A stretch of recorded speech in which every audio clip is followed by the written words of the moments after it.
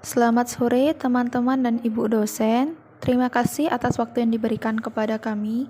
Kami dari kelompok 3 dengan nama kelompok yang pertama Gusti Komang Desi Anggreni, yang kedua Nabila Amelia Putri, yang ketiga Nurwulani Julianita, yang keempat Niluh Ayu Widi Widiasari, yang kelima Komang Aryasih, dan yang terakhir Nikade Eviliana Pratiwi.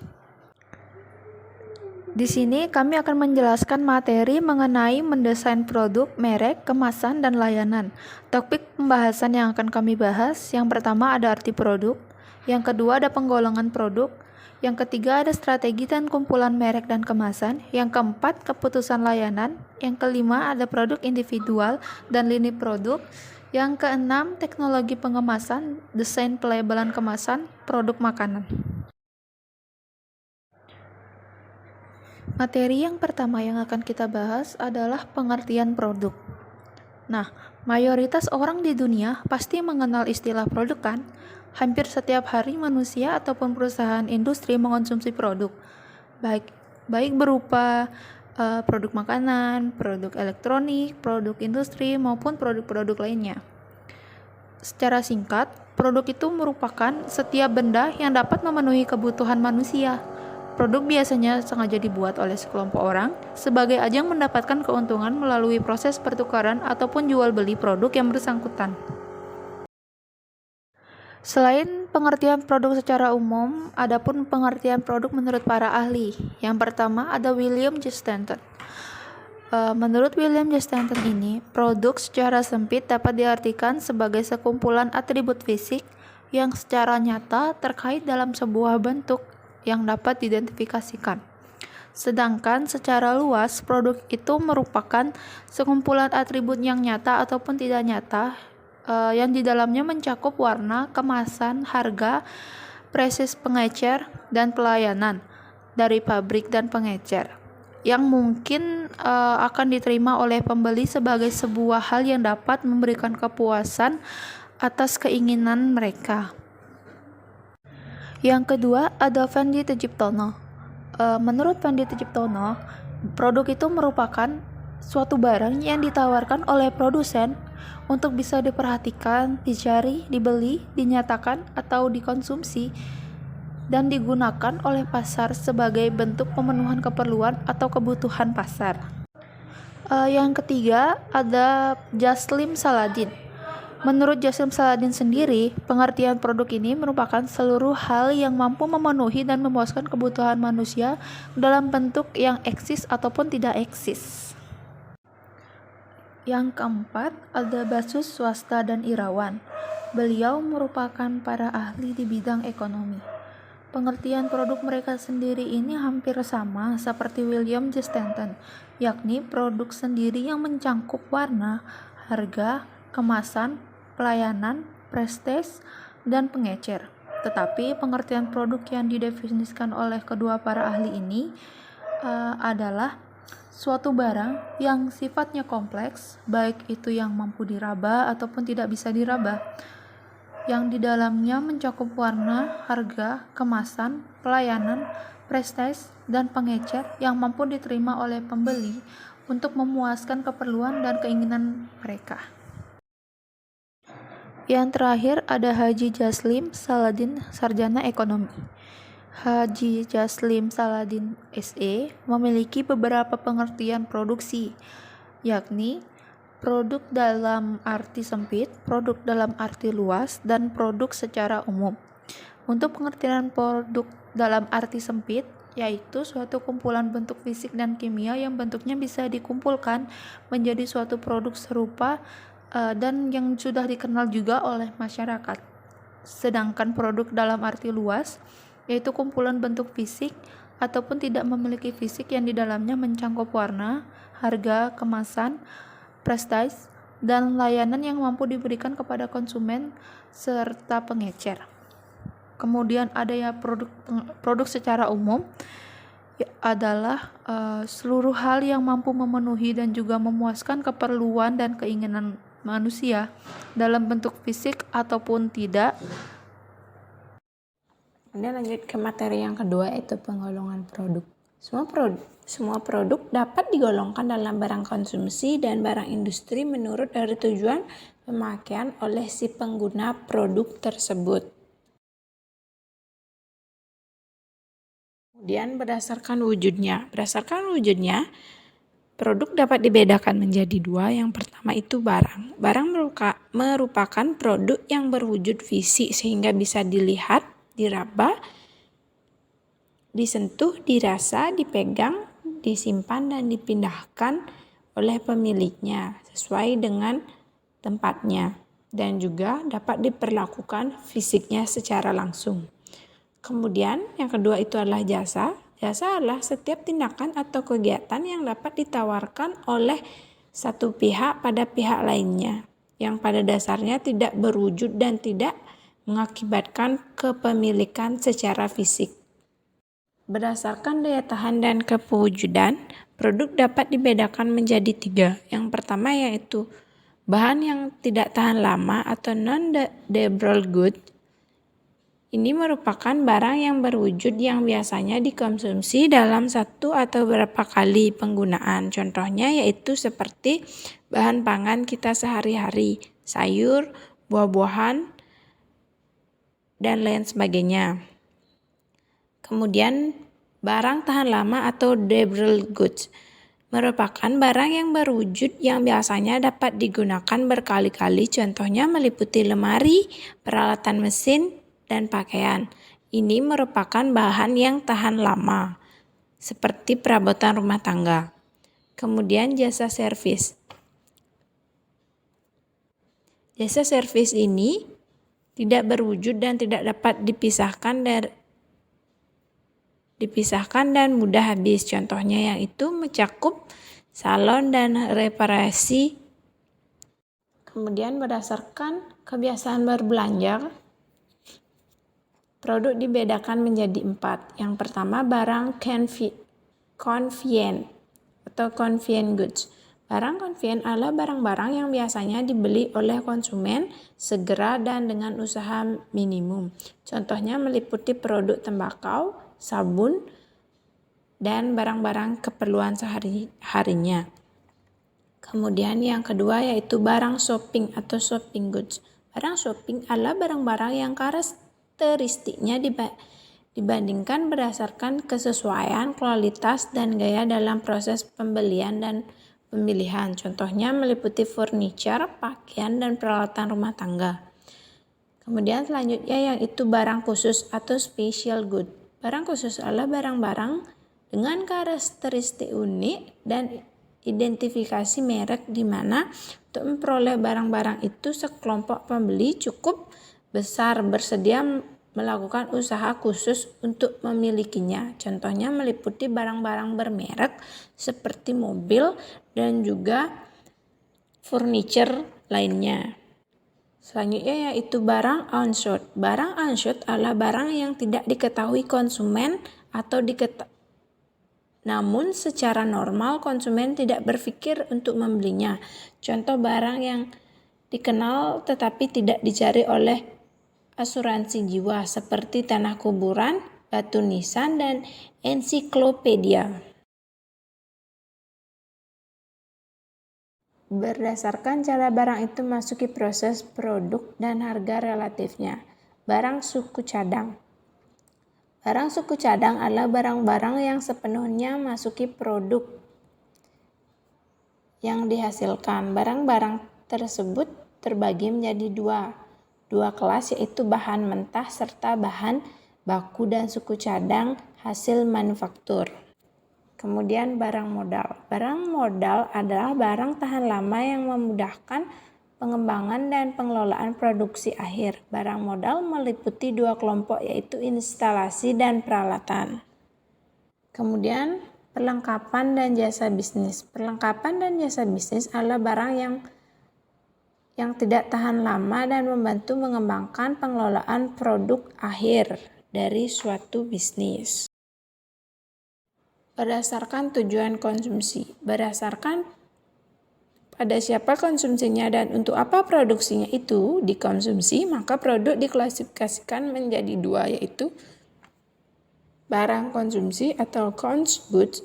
Barang konsumsi merupakan suatu produk yang langsung dapat dikonsumsi tanpa melalui pemrosesan lebih lanjut untuk memperoleh manfaat dari produk tersebut. Kemudian yang kedua yaitu barang industri atau industrial goods. Barang industrial ini merupakan suatu jenis produk yang masih memerlukan pemrosesan lebih lanjut untuk dapat suatu manfaat tertentu. Biasanya hasil pemrosesan dari barang industri diperjualbelikan kembali oleh produksinya. Selanjutnya yaitu strategi dan keputusan merek dan kemasan. Merek adalah nama, istilah, tanda, simbol, desain, atau suatu kombinasi dari atribut-atribut produk yang dapat memberikan identitas kepada suatu barang dan membedakan barang tersebut dengan barang yang lainnya.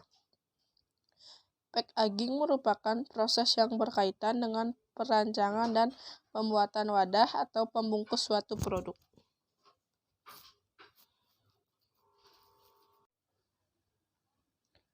Selanjutnya yaitu ada fungsi dari kemasan. Fungsi dari kemasan terdiri dari 8, yaitu yang pertama, pelindung isi. Pelindung isi yaitu dari kerusakan, kehilangan, dan sebagainya. Yang kedua, ada kemudahan menggunakan produk, yaitu alat pemanggang dan tidak tumpah. Yang ketiga yaitu ada pemakaian ulang, yaitu dapat diisi kembali dan untuk wadah lainnya. Yang keempat ada daya tarik, yaitu artistik, warna, atau desain. Yang kelima, ada identitas, yaitu berkesan kokoh, lembut, atau mewah. Yang keenam, yaitu ada distribusi, yaitu mudah disusun, dihitung, atau dipindahkan. Yang ketujuh, ada informasi, yaitu informasi isi, pemakaian, dan kualitas. Yang terakhir, yaitu ada pengembangan, yaitu kemajuan teknologi dan daur ulang.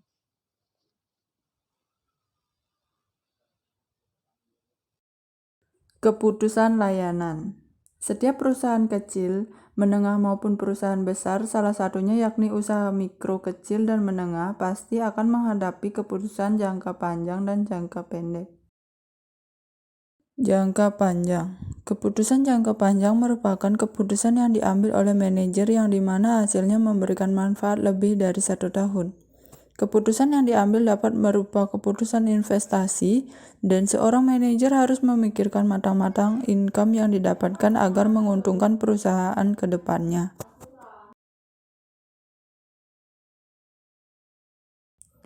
Keputusan jangka pendek merupakan keputusan di mana sebagian besar biaya tetap diharapkan sama besarnya selama periode yang dipengaruhi oleh keputusan.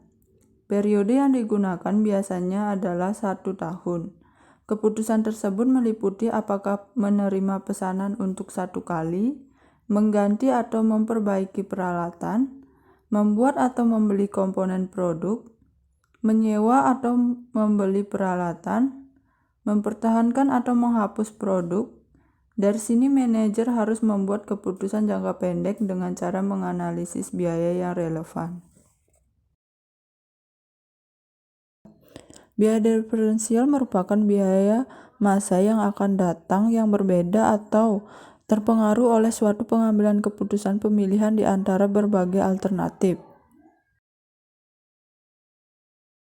Ada 2 macam keputusan yang diperlukan. Keputusan tersebut adalah keputusan yang berhubungan dengan desain dari sistem produk manufaktur, keputusan yang berhubungan dengan operasi dan pengendalian sistem tersebut baik dalam jangka panjang maupun jangka pendek.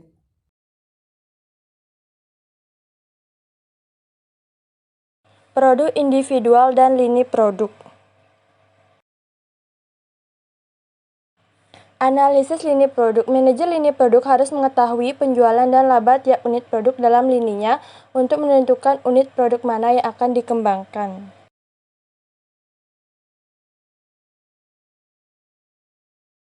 Penjualan dan laba lini produk. Penjualan sangat terpusat pada sejumlah unit kecil produk menunjukkan kerentanan lini tersebut. Fit pasar, manajer lini produk juga harus menganalisis bagaimana posisi lini produknya terhadap lini produk pesaing. Untuk itu, manajer lini harus membuat peta produk yang berguna untuk merancang strategi pemasaran lini produk.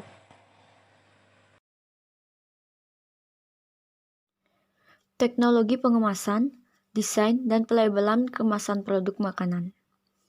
Kemasan memiliki peran penting dalam pemasaran.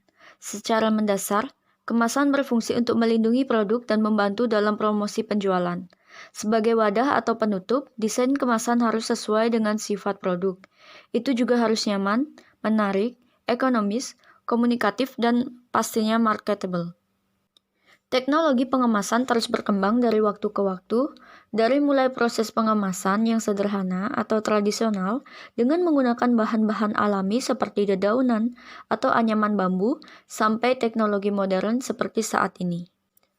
Pengemasan merupakan salah satu faktor yang sangat penting dan mutlak diperlukan dalam persaingan dunia usaha seperti saat ini.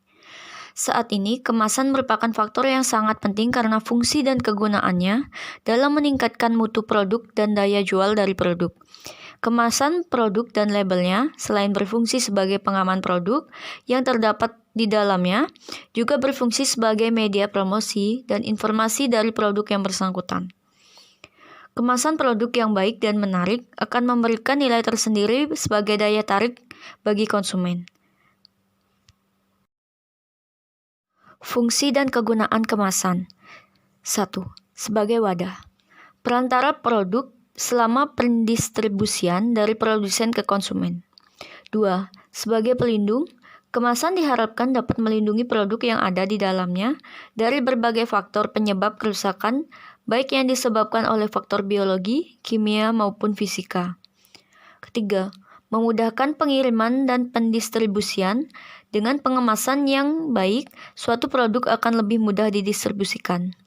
Keempat, memudahkan penyimpanan. Suatu produk yang telah dikemas dengan baik akan lebih mudah untuk disimpan.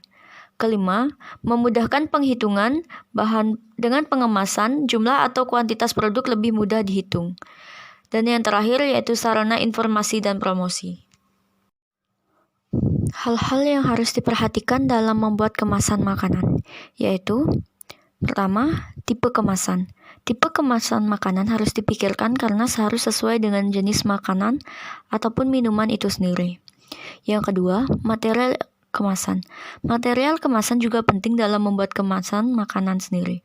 Berbagai macam material kemasan sudah banyak beredar, contohnya seperti material kemasan makanan yang terbuat dari logam, plastik, kertas, gelas, kaca, porselen, dan masih banyak lagi.